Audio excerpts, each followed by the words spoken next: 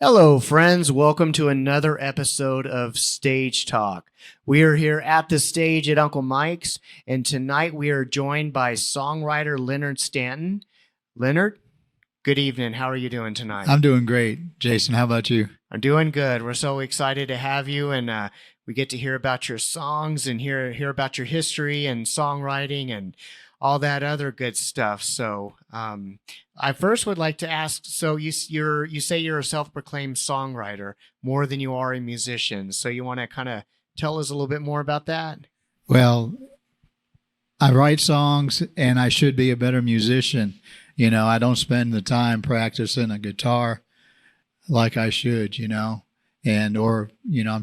mess around on the keyboard a little bit. I mess around on the ukulele a little bit, but I'm a weak musician. I feel like I'm halfway decent rhythm guitar player, but I don't know the fingerboard like I should. And I really should learn more of the musical aspect of it. That's just real important. I feel like my strength is a lyricist more so than a musician. And so that's just something I have to continue to work on, being a better musician. But ultimately, I'm a songwriter at heart.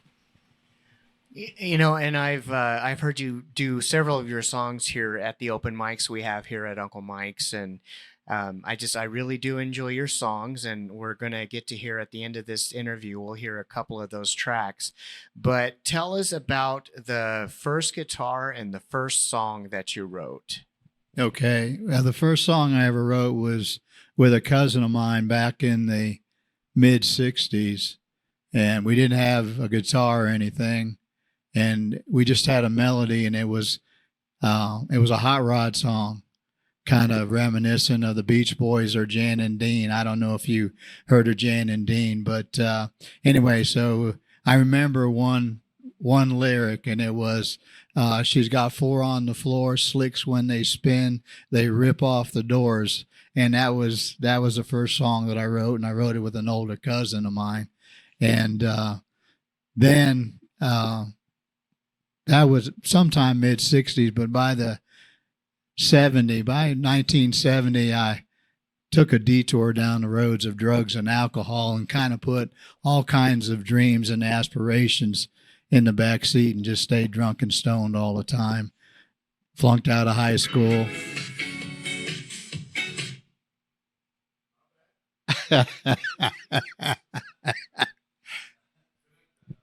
Just go back to where you were like stoned and drunk all the time. I don't want to go back there. We're ready? Okay. So as I was saying, that was in the mid 60s. And then by 1970, I was drinking heavily and doing drugs. By 73, I was pretty hardcore into drugs and alcohol. So all my dreams and aspirations just kind of took a back seat to that. I supported myself, I worked and stuff, but I really had only one ambition in life, and that was to get high. So was all this before you actually bought a guitar, I'm assuming, or the guitar was in there. Let me tell you that story. So I have a friend named Todd, and we met in high school and through a mutual friend, and he's a great musician, multi-instrumentalist, and he had a band. And after high school, I would go see him play in his band, and this one night I was drunk as a coot, and I just invited myself up on stage because I was inebriated and started singing backup, and I had a really good time. So the next day I called Todd and said, "Hey Todd, I want to go get a guitar. You help me pick out a guitar." So a couple of days later I had my first guitar, and I never really got serious with that because I was still pretty heavy into, that lifestyle. And then when I gave my life to the Lord in 1982, started playing guitar, and I started my mid 80s, late 80s, I started writing songs, getting serious about it. So you had that transforming moment in your life, and before that, so tell us how you went from the Four on the Floor song to getting serious about songwriting, and how you wrote your first serious song. It just seemed natural, and after I quit doing the drugs and stuff and the alcohol, I started going to a little storefront church where I lived, and I had my guitar, and I would take it to practice. And I usually would just practice with the group, the worship team there, and I would hand off my guitar to someone else because the church was real small, real poor, so they needed an instrument. So I always would hand off my guitar to somebody else for the service. So then eventually the bass player quit, and the pastor said, "You're now the bass player." So I went and got a bass and started playing bass for the worship team. And it was just something natural that, as a child, young person, I was interested in writing and stuff and aspired to be like write novels and stuff. But songs are better. They're short stories. Doesn't take as much work. Yeah, for sure. War and Peace is just too big to write, so I write songs. And some songwriters can write some really lengthy songs, some really great stories. So I know a lot of your songs they have a story to it. But every songwriter has inspiration. Every songwriter has, music that they grew up listening to. So 60s and 70s was an amazing time for music. I know there was, yes, it was. A lot of dark times in that area for you as well. But who did you grow up listening to, and who are some of your influences? Well, of course, I was a big Beatle fan. I had the Derek and Dominoes album, played that all the time. Traffic, Moody Blues, Allman Brothers. I don't know, just Hendrix, Cream. So just kind of the gambit, of what was going on back then. Crosby, Stills, and Nash, listened to them. And I always liked the storytellers, with Harry Chapin. I don't know if you heard Harry Chapin. Liked him a lot. I got into country in about 75, started listening to country. Really got into John Prine. There was a guy named Phil Oakes that was a folk singer. Listened to Dylan a little bit, not a whole lot. And I really liked the early Jimmy Buffett stuff too, before Margaritaville. I really felt like he was a great storyteller prior to Margaritaville. So anyway, those are my inspirations. And Merle Haggard was a great storyteller. I love Merle Haggard music. That was probably my first big country artist that I really fell in love with, and his music was Merle Haggard. So I'm going to throw a curveball at you. Go ahead. You said after or before Margaritaville. So kind of tell us a little bit more, because I never really listened to Jimmy Buffett a whole lot. So tell us a little bit more about his earlier stuff. Well, there was, he had an album called Living and Dying in Three-Quarter Time, which was a really good album.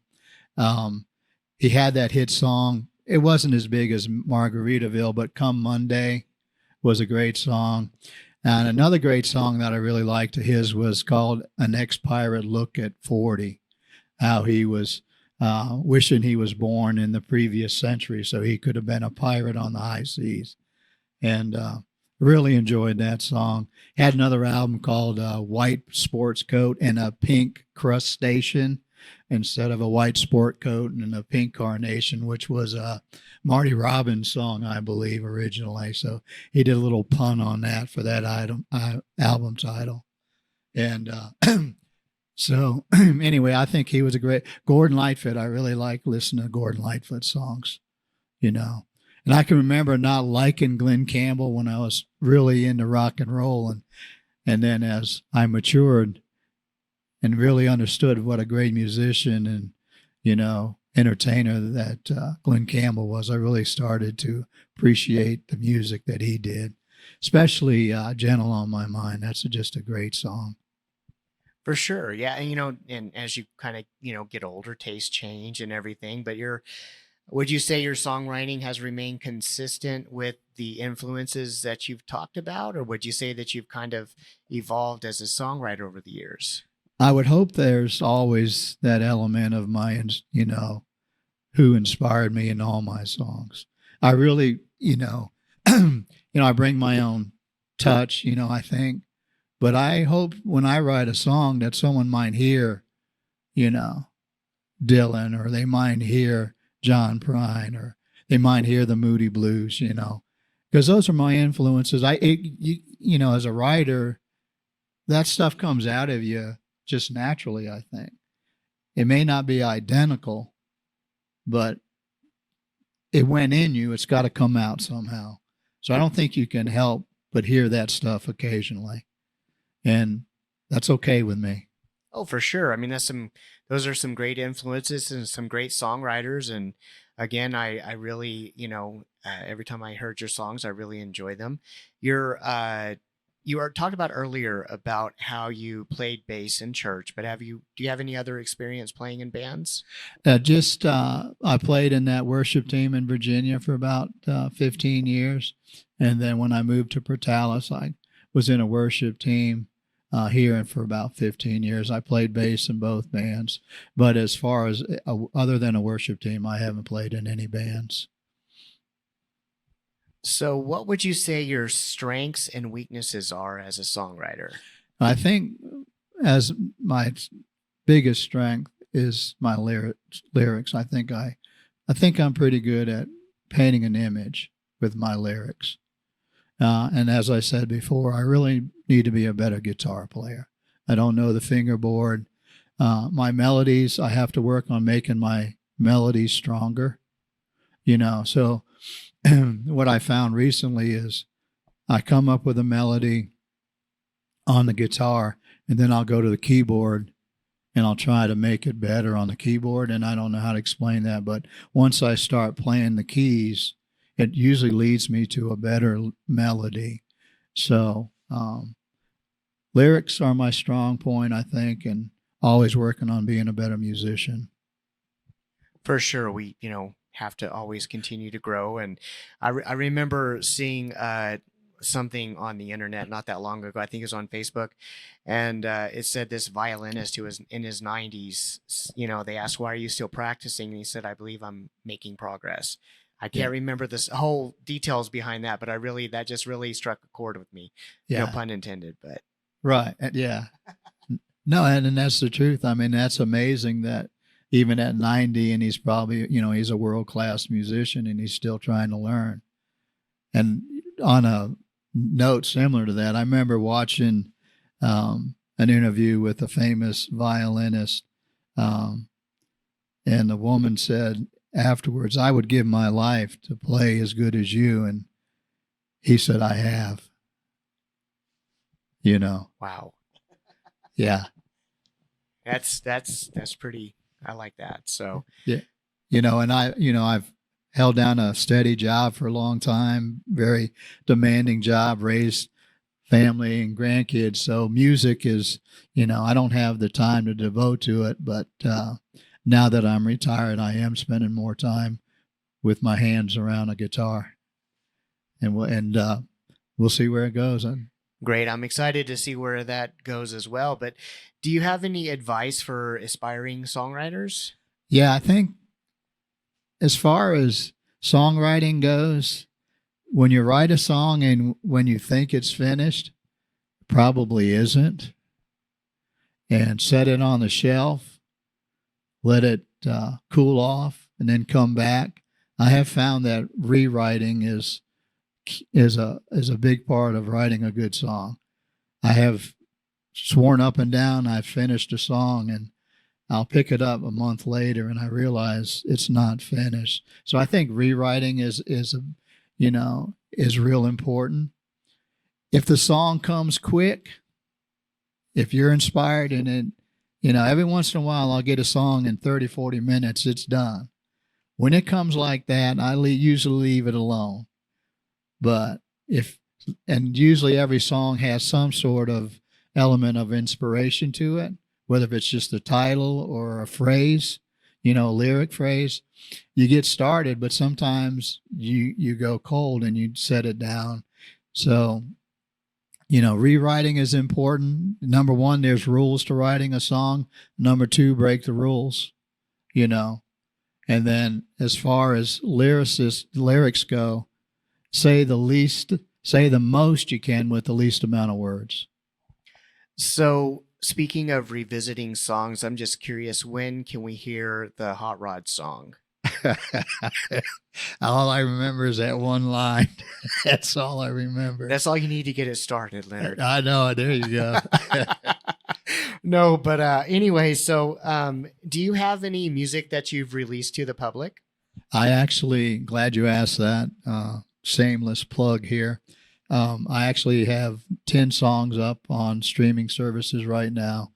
I have just released the Page Brook just recently, a couple of weeks ago. I released the Page Brook, which is a song I wrote when my grandmother passed away. Anyway, I have a webpage called lstantonmusic.com, and there's a link to SoundCloud and to Spotify on the webpage. That is lstantonmusic.com. Well, thank you for sharing that. We'll make sure to put the links in the video as well. So you did say that you are going to have at the end of this video the Page Brook as well as another song. Would you like to talk about the other song as well? Yeah, it's called Let His Righteousness Reign. And it's about hopefully, people will let Jesus Christ reign in their life. And in the world, ultimately, we know that's going to happen. But until then, I'm praying for people to let him reign in their individual lives. And so it's a worship song, and it's a rock and roll song, I think. I usually write something kind of mellow, but picked up, I have an Epiphone Casino coupe, and picked that thing up and just started banging on some power chords. And, and I started out just kind of regular chords and just playing on my acoustic. And then I picked up that Epiphone, and it just turned into a rock song. And I have some great musicians playing on my stuff. That's the real blessing. I think I write a decent song, but I've got some great musicians that back me up, and they're world-class musicians, and they really make me sound good. Are they local musicians or? No, they're actually out of Nashville. And so what I do is I'll send a guitar, I'll send a rhythm track and a vocal track, and I'll send that off to a producer and engineer in Nashville, a guy by the name of Pat Lassiter. And then we'll talk about it. I'll send him several songs, and then he'll line up the musicians. And they come in the studio, and I FaceTime, and then we talk about it, and then they lay down their tracks. But just past April, I was actually in Nashville, went to the studio, and was actually able to do 3 songs with them, the Page Brook and Let His Righteousness Reign, and one other song that we completed in April. Amazing time. Amazing time. Leonard, I really enjoyed speaking with you and chatting with you. Is there anything else you'd like to add? Well, I'd like to put a plug in for Uncle Mike's. It's a great place, And there's open mic. There's the jam night. I love the jam night. I love playing with Phil back there. He stretches my ability as a guitar player. My thumbs and fingers hurt and ache when I leave this place. Trying to play chords I don't play, plus play them for an hour, 2 hours straight. I also want to say, I do want to give glory to the Lord Jesus Christ for taking a drunk and turning him into somebody. If you look on my webpage, it says believer, it says husband, father, grandfather, and great-grandfather. There's nothing more important than your family and your country, and I don't think anybody should try to do it without the Lord Jesus Christ. Amen. All right. Well, thanks a lot, Leonard. Thank you. Really enjoyed chatting with you, and looking forward to, we're going to tag your songs at the end of this video, and so people can listen to those 2 songs that you named, and we're looking forward to listening to those. And as always, hope to see you at open mics and hear some new songs. And especially, I want to hear you work that Hot Rod song, okay? All right, I'll get on that. All right. Thank you, everybody, for tuning in to another episode of Stage Talk. We appreciate you. Just a reminder, you can like, follow, subscribe, and share. We're at Uncle Mike's Portales. And you can also find us on Venmo, Cash App, and PayPal at Uncle Mike's Portales if you would like to donate to the cause and help keep the lights on. Thank you, and we look forward to seeing you soon at the stage at Uncle Mike's.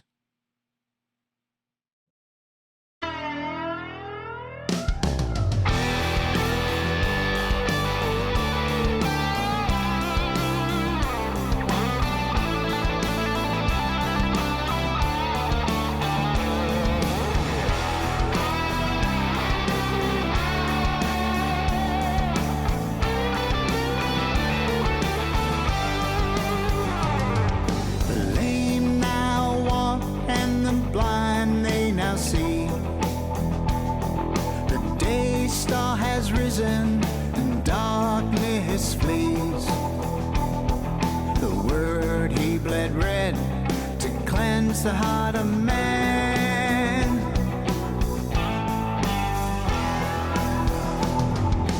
Let your righteousness reign today, and may your glory fill the earth. And on your word I stand. You reign forevermore.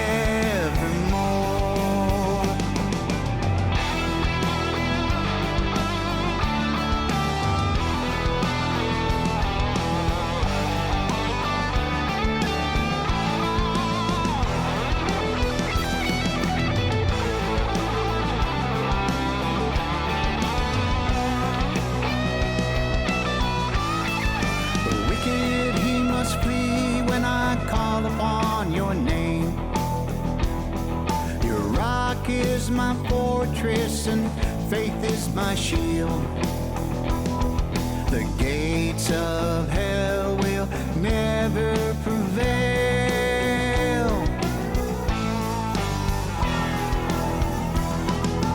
Let your righteousness reign today.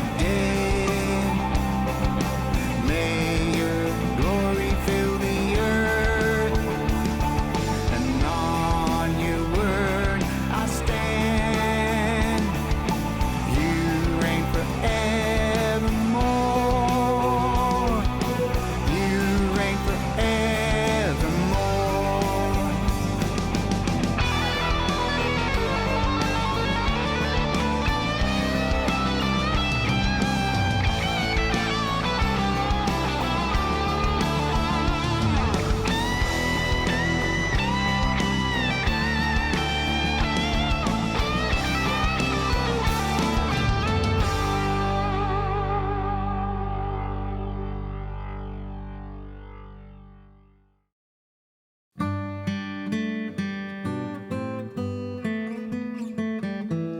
We would jump off old bridges and swim round beaver dams, lie under the summer sun, warm in the valley where the Page Brook runs. She runs through my youth on her way to the sea, skipping stones and climbing trees and running through those meadows green. We would hoe between the rows and stack the neighbor's hay, pull the rocks from the earth and clay,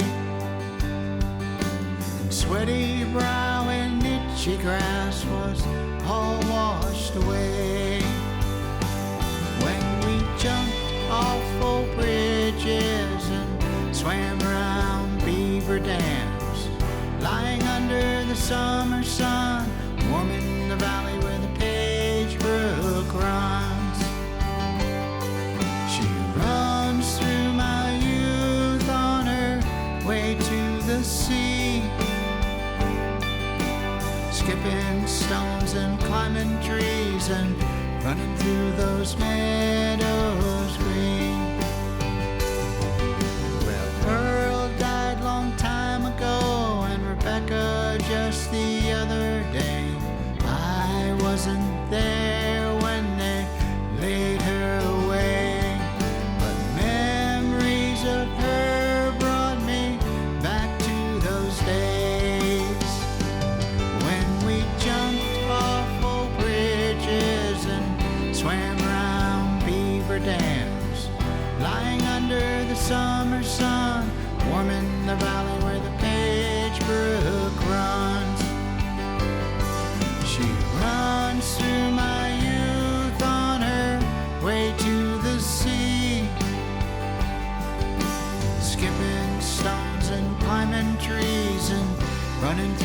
was made.